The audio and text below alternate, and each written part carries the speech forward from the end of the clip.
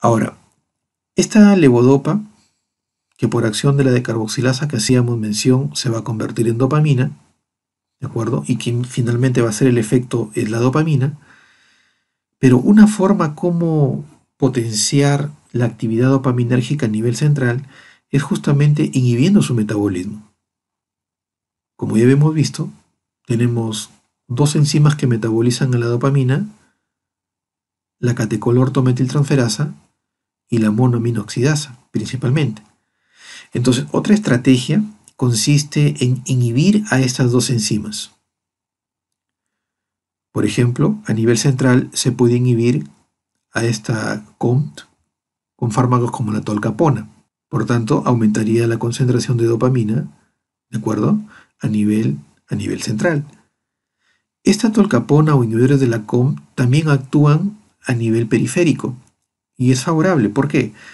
Porque al inhibir a la catecolortometiltransferasa pero a nivel periférico, se evita la conversión de 3-ortometildopa. Esta ortometildopa compite con la levodopa.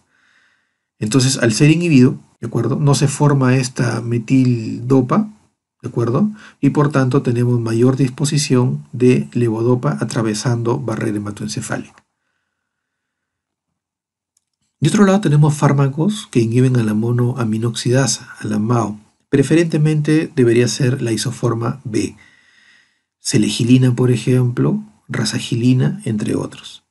Como puede notarse, estos fármacos, al inhibir a la monoaminoxidasa, evitan que se degrade la dopamina, aumentan las concentraciones centrales de dopamina. Sin embargo, también hay otro efecto que se puede notar acá. Si nos damos cuenta, y como se veía en la gráfica anterior, vía monoaminoxidasa se genera peróxido de hidrógeno. Y ya vimos que luego, en presencia de fierro, puede dar origen a radicales libres. Entonces, estos fármacos, inhibidores de la monoaminoxidasa, aparte de potenciar o incrementar los niveles de dopamina a nivel central, pueden también tener un efecto potencial antioxidante. Entra en el grupo de fármacos neuroprotectores. Entonces, eso sería bueno, al menos desde el punto de vista teórico, ¿no? Porque toda vez que reduce la formación de radicales libres a nivel central, entonces estaría ayudando a que no avance la neurodegeneración, o por lo menos reducir el ritmo de la neurodegeneración. ¿De acuerdo? Bien. Entonces ahí teníamos la acción de estos fármacos. Están prácticamente todos, no están acá incluidos los anticolinérgicos, pero como vemos, tenemos a la levodopa, ¿de acuerdo? Que es la que atraviesa barrera hematoencefálica. No olvidar, no se puede administrar dopamina como tal, no tendría efectos a nivel central, que es donde se quiere, porque no atraviesa barrera hematoencefálica, ¿de acuerdo? Por eso se utiliza su precursor, pero este precursor, ¿de acuerdo?, se puede metabolizar periféricamente por esta decarboxilasa. Es por ese motivo que utilizamos un inhibidor de esa decarboxilasa. Y este inhibidor debería no atravesar barrera hematoencefálica. De lo contrario, perjudicaría o mermaría el efecto de la conversión de L-dopa o levodopa en dopamina. Y los inhibidores de las enzimas que metabolizan a la dopamina, ¿no? Inhibidores de la COMT e inhibidores de la MAO. Rescatar el efecto neuroprotector potencial de los inhibidores de la MAO. Entonces, el tratamiento de la enfermedad de Parkinson, en primera instancia, cuando no hay sintomatologías o cuando esta sintomatología es mínima, debería utilizarse el tratamiento neuroprotector. Hablar de neuroprotectores principalmente es hablar de antioxidantes. Sin embargo, los estudios de laboratorio son bastante buenos, pero faltan validar el efecto de un neuroprotector en ensayos clínicos. Y eso es lo que quizás no hay mucha opción de momento. Teóricamente, cualquier antioxidante pudiese servir, pero vuelvo a repetir, tiene que estar validado en ensayos clínicos para demostrar que realmente previene los avances del Parkinson. Ya cuando la enfermedad se hace sintomática, los síntomas ya son bastante notorios y hasta cierto punto dificulta la vida normal del paciente, es que ahora ya se comienza con tratamiento netamente antiparkinsoniano. Tenemos entonces a la levodopa, ¿de acuerdo? Ya habíamos conversado, es un precursor de dopamina. Esta dopamina no puede atravesar la barrera hematoencefálica, por lo que se administra el precursor, la levodopa. ¿De acuerdo? Quien atraviesa la barrera hematoencefálica y a nivel central se convierte en dopamina. Siempre tiene que estar acompañado con carbidopa o en todo caso benseracida, cualquiera de los dos. Acá presentamos algunas interacciones, por ejemplo con piridoxina. La vitamina B6 aumenta el metabolismo periférico de levodopa. Entonces se debe tener en cuenta si el paciente está recibiendo complejos multivitamínicos que incluyan a la vitamina B6, ¿no? Esto va a incrementar el metabolismo periférico de la levodopa. Eso no conviene, aunque esto se puede reducir al administrar con carbidopa, administrar la levodopa con carbidopa, ¿no? Otra interacción relevante es con la fenilcina, que es un inhibidor de monoaminoxidasa, ¿no? En este caso, si van juntos los medicamentos, va a haber un aumento de catecolaminas y eso puede generar crisis hipertensivas. Como ya veíamos, levodopa siempre va unida a carbidopa, a un inhibidor de la descarboxilasa. La proporción de dosis es 10 miligramos para carbidopa, 100 miligramos para levodopa.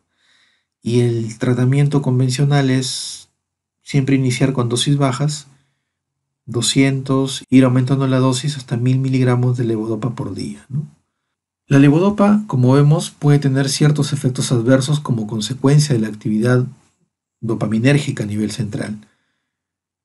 También puede haber efectos adversos asociados con la actividad dopaminérgica a nivel digestivo. Entonces tendríamos anorexia, náuseas, vómitos. A nivel cardíaco, ¿no? Taquicardias, extrasístoles ventriculares, puede haber hipotensión. A nivel central, destaca las alucinaciones visuales y auditivas. A largo plazo, con el uso continuo de este medicamento puede ocurrir lo que se le conoce como discinesias. Esas discinesias son difíciles de controlar. Por tanto, tendría que identificarse oportunamente. Adicionalmente, tenemos cambios en el estado de ánimo, ansiedad, anormalidad del gusto, del olfato. Con la levodopa ocurre algo bastante curioso, que no siempre se puede explicar completamente. Es el fenómeno on-off, algo así como encendido-apagado. Como se menciona, es una pérdida rápida y repentina del efecto.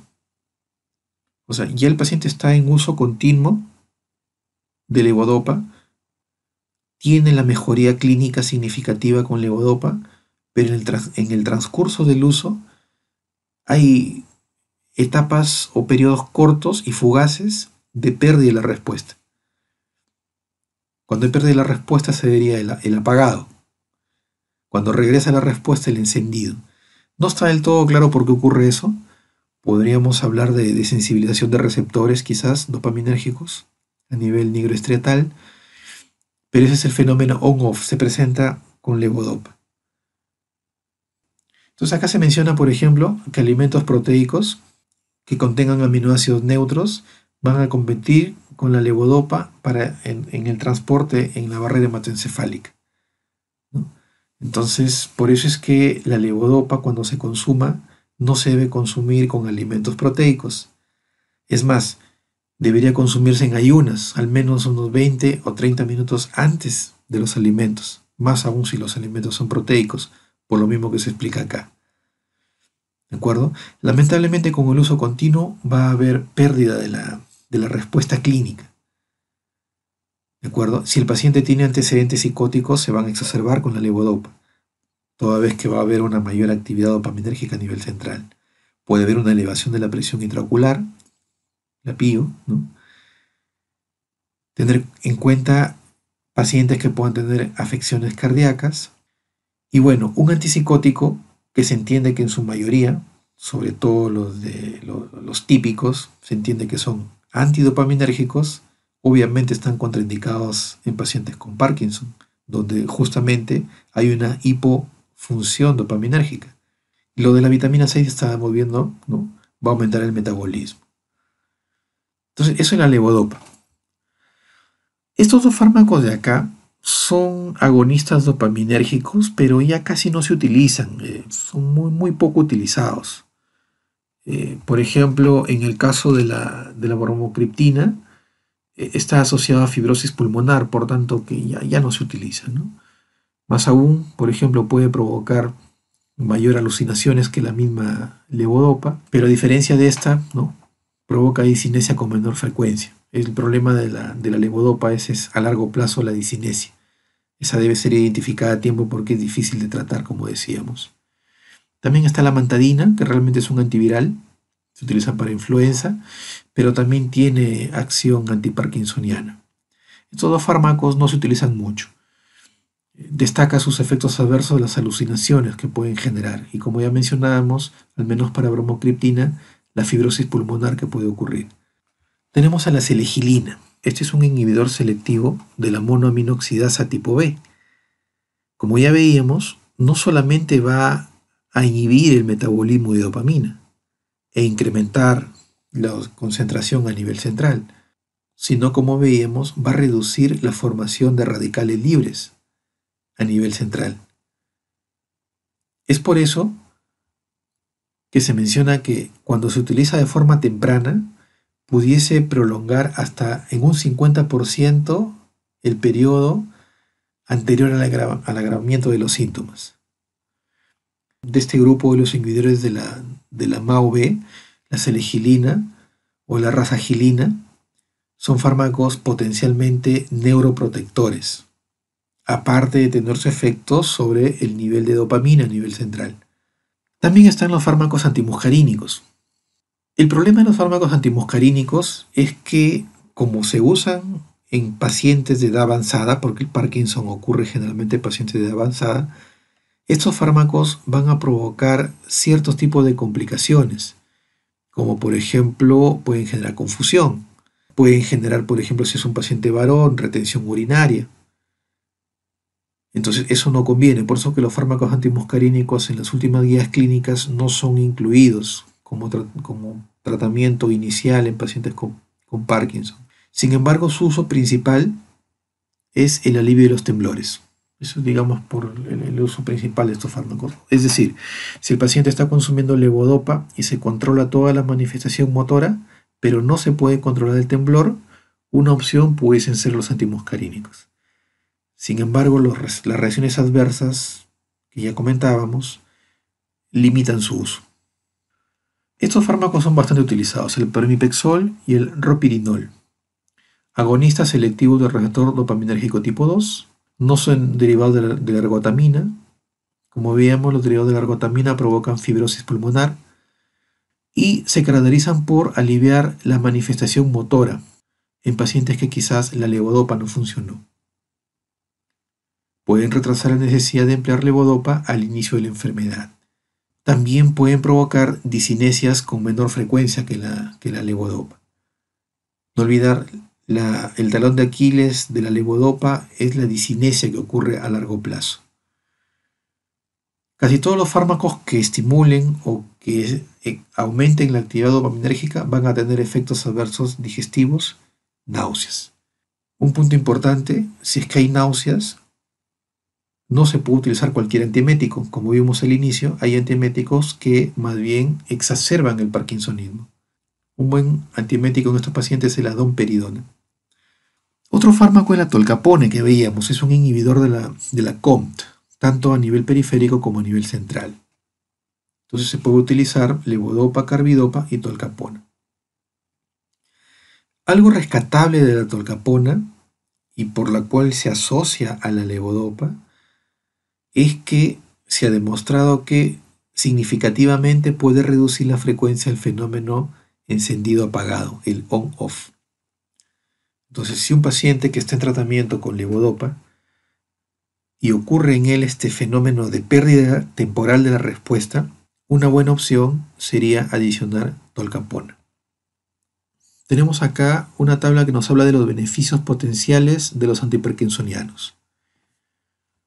Más que nada esto es para reforzar la idea de que la levodopa es el tratamiento inicial y es el tratamiento más eficaz en un paciente con sintomatología manifiesta de parkinsonismo.